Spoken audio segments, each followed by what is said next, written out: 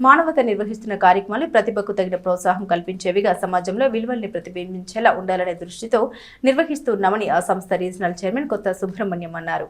ప్రముఖ స్వచ్ఛంద సేవ సంస్థ మానవత తెనాలి శాఖ ఏప్రిల్ నెల సర్వసభ్య సమావేశాన్ని ఆదివారం ఏఎస్ఎన్ డిగ్రీ కాలేజ్ లైబ్రరీ హాల్లో నిర్వహించారు.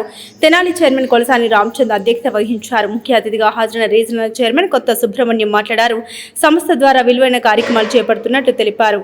భగవద్గీతలోని 700 శ్లోకాల్ని కంఠస్థం చేసి దత్తపీఠం పోటీల్లో బంగారు పథకం స్వీకరించిన తెనాలికి చెందిన పొన్నూరు శేషుబాబు శిల్పల కుమార్తె ఏడల్లి శ్రీనికను తల్లిదండ్రుల్ని సత్కరించారు. మానవత సభ్యులు వెంపటి సత్యనారాయణ, ముత్తేవి రవీంద్రనాథ్ సూచించిన పాదాలకు తగిన శ్లోకాలను తడుముకోకుండా గానం చేసిన శ్రీనిక అందరినీ ఆశ్చర్యానికి గురి చేశారు.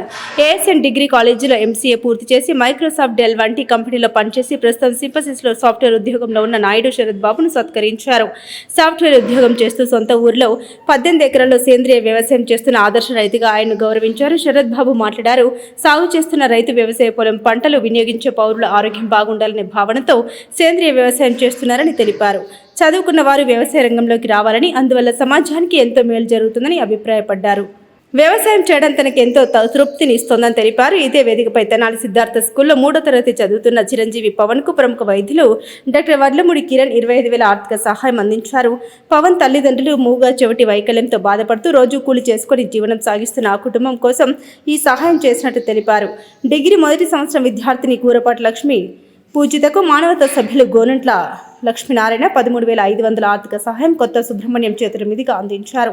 సంస్థ ఎగ్జిక్యూటివ్ ప్రెసిడెంట్ పి వాసు, కార్యదర్శి P Venkat, vice president Omkar Prasad, joint secretary DV Somaiah, Sastri treasurer SV Sharma, కార్యవర్గ సభ్యులు Mova Satyanarayana, Chittineni Sambasiva Rao, ALV Appa Rao, Ayinala Malleswara Rao, Paruchuri Mallikarjuna Rao, U Suryanarayana, Kavuri Nageswara Rao, Edavalli Rohini, P Sivaraj Kumar తదితరులు పాల్గొన్నారు. ఏప్రిల్ నెల మానవతా స్వచ్ఛంద సంస్థ సర్వసభ్య సమావేశం జరిగింది.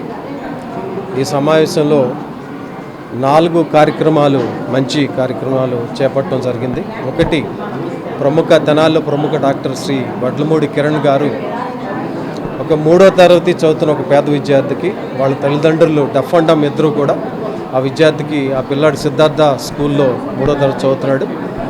మానవత ద్వారా 25,000 రూపాయల చెక్ అందజేయడం జరిగింది. ఈ సందర్భంగా మానవత తరపున కిరణ్ గారికి ధన్యవాదాలు తెలియజేస్తున్నాం. అలానే తెనాలిలో పుట్టిన చిన్నారి, 7 సంవత్సరాల చిన్నారి పొన్నూరు శ్రీనిక ఈ మధ్యకాలంలో భగవద్గీతలు 700 శ్లోకాలు కంఠస్థం చేసి దత్తపీఠం వారి గోల్డ్ మెడల్ గెలుచుకోవడం జరిగింది. ఈ సందర్భంగా శ్రీనికాని వాళ్ళ తల్లిదండ్రులైన శేషుబాబు, శిల్పాన్ని మానవత ద్వారా సన్మానించడం జరిగింది. వ్యవసాయం మీద మక్కువతో సాఫ్ట్వేర్ రంగంలో ఉద్యోగం కంటిన్యూ చేస్తా దుగ్గిరాల దగ్గర ఉన్న పెనుమూలు విలేజ్లో 18 ఎకరాల్లో ఆర్గానిక్ ఫార్మింగ్ చేస్తున్న నాయుడు శరత్ బాబుని కూడా ఈరోజు మానవతా సమావేశం పిలిచి సన్మానించడం జరిగింది. ఆయన ఆర్గానిక్ ఫార్మింగ్ వ్యవసాయం యొక్క విశేషాలు చెప్పడం జరిగింది. ఈ సందర్భంగా శరత్ బాబు యొక్క భవిష్యత్ ప్రణాళికలు అన్నీ కూడా సక్సెస్ఫుల్గా రన్ అవ్వాలని కోరుకుంటూ మానవత అభినందనలు తెలియజేయడం జరిగింది. అలానే ప్రియదర్శిని డిగ్రీ కాలేజీలో ఫస్ట్ ఇయర్ డిగ్రీ చదువుతున్న కూరపాటి లక్ష్మీ పూజిత అనే విద్యార్థికి గోనగుంట లక్ష్మీనారాయణ గారు 13,500 రూపాయలు చదువు కోసం ఆర్థిక సహాయం చేయడం జరిగింది. ఆయన కూడా లక్ష్మీనారాయణ గారు కూడా నేను మానవత తరపున ధన్యవాదాలు తెలియజేస్తున్నాను. ఈ డిపెండెన్సీ తగ్గిపోవడం వల్లనే మెయిన్ రైతు అనే అతనికి గౌరవం తగ్గిపోయింది.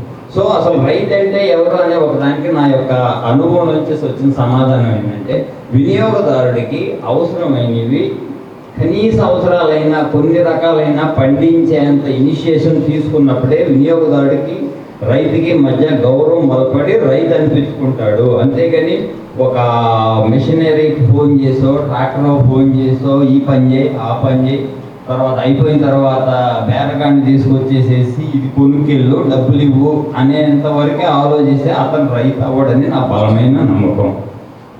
ఇకపోతే 3వ విషయం,